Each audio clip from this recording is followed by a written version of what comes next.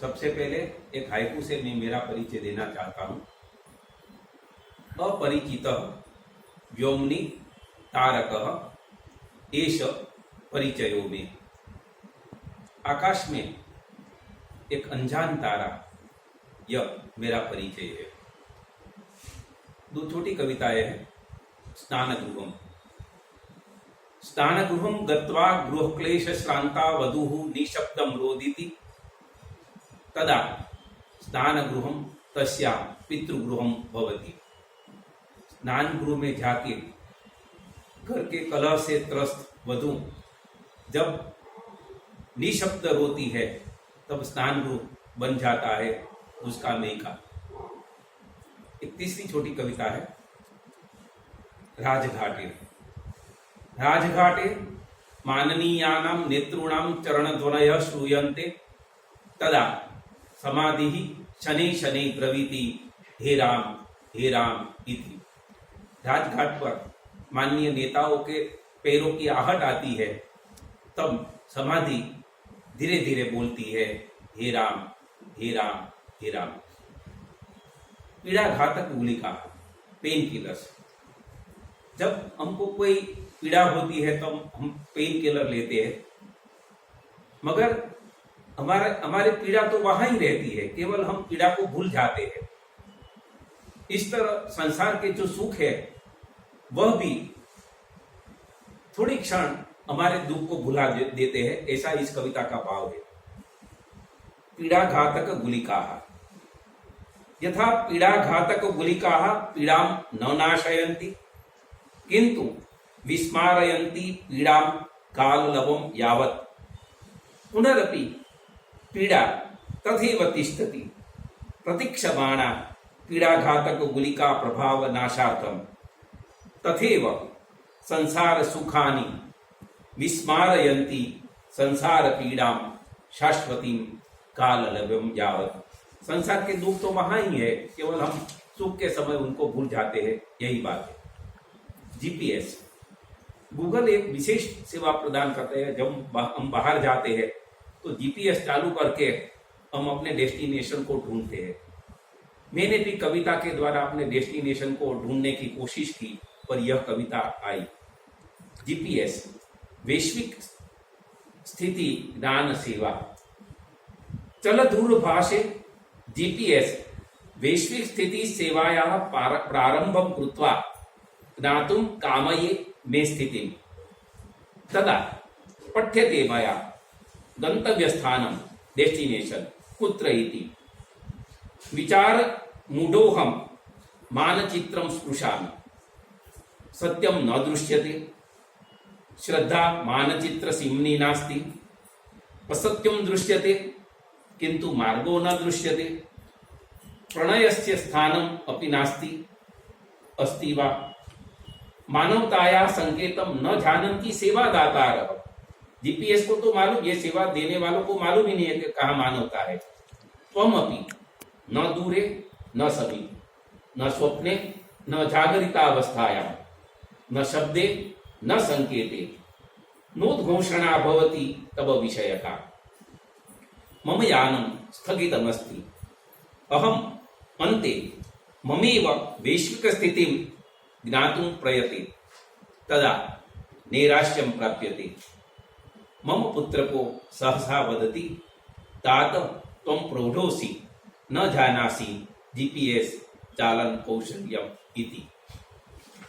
अब कोरोना जब आ ही गया है और कोरोना को हमने विषय बना ही लिया है, संस्कृत कवि है, अभी उनकी लेखनी कोरोना पर चल रही है, तब एक नवीन रामायण आपके सामने मैं प्रस्तुत करता हूं। नवीनम रामायणम। कोरोना काले दूरदर्शनात् पुनः प्रसारणं जातम रामायण श्रृंखलायाः। तदेव नगराणि वनानि जातानि।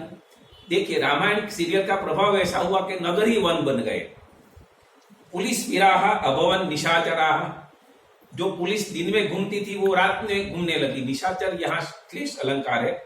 पुलिस वीराः अभवन् निशाचराः नापिता भावात् जनाः तापसेषु परिवर्तिताः। जो ये हेयर कटिंग सलून थे वो सभी बंद थे, तो लोग हैं वो तापस बन गए। कोरोना शूर्पणखा मुखावरणे अवरोधम अकरोत सर्वेशम नासापुटानाम। ये जो कोरोना नाम की जो राक्षसी थी, उन्होंने लोगों के ही नाक मुंह वगैरह बंद कर दिए, उल्टा प्रभाव पड़ा। जनस्थानम शून्यम विलोक्य भ्राम्यन्ति स्म मद्यपा मदवीना विहीनाः शुनकेशः कुंभकर्णायते स्म राज्य सर्वकार तंत्रम संक्रमित पिशिताशनानां प्रसार काले सर्वकार पादुकाधरा अधिकारिणः अनंदिग्रामी नंदीवत पर्यचरण। चारों ओर अधिकारियों की और पुलिस की गाड़ियां ही घूमती रहती थी। ये सभी सर्वकार के पादुकाधर भरत थे सभी। शाखा मृगवत वानरों की तरह संचार माध्यम जातम, ये दूरदर्शन की और सभी चैनलों के जो माध्यम जो पत्रकार थे वो सभी वानर बन के घूम रहे थे सीता की तलाश में। शाखा मृगवत संचार माध्यम जातम प्रतिकक्षम गत्वा सीता वार्ता प्राप्तुम प्रायतंतम दशाननः कालो जातो लक्षाधिकाननः स्वकुटीरेषु स्वास्थ्यम रक्षन्तो जनाः जाता गृहसिम्नो लक्ष्मण रेखा बद्धाः। यहाँ तो लोग सभी लोग ही लक्ष्मण रेखा में बद्ध हो गए। मिष्टान्नापणाः पिहिताः, मिठाई की दुकानें बंद हो गई। सबसे आनंद की बात तो वो थी, वो भी बंद हो गई। अब लोगों के लिए क्या हुआ? मिष्टान्नापणाः पिहिताः उपाहार गृहाभावी जीवद्भीर जने स्वात्मसु प्रत्यक्षीकृतम नवीनम रामायणम। लोग है वो इतने वनवासी बन गए कि वो केवल अपने घर में जो चीज वस्तुएं थी वही खा रहे थे। तो इस तरह रामायण अपने जीवन में आ गई। सभी के जीवन में रामायण तो होती है, मगर ये हास्य व्यंग कविता के साथ ये बात कर रहा हूं मैं। कोरोना के और काव्य है, यह प्रणय काव्य है। कोरोना भी प्रणय कविता दे सकता है मित्र। हे अलकनंदे अत्र स्पर्शाणाम भाषा विस्मृता अस्ते श्वासेषु सुगंध परिचयो नास्ति ओष्ठपुटानि शब्द स्पंदन रहितानि वेपन्ते दूरता व्याप्तास्ति प्रति मनुष्यम। मनुष्य मनुष्य से दूर हो गया है। ये कैसी विडंबना है।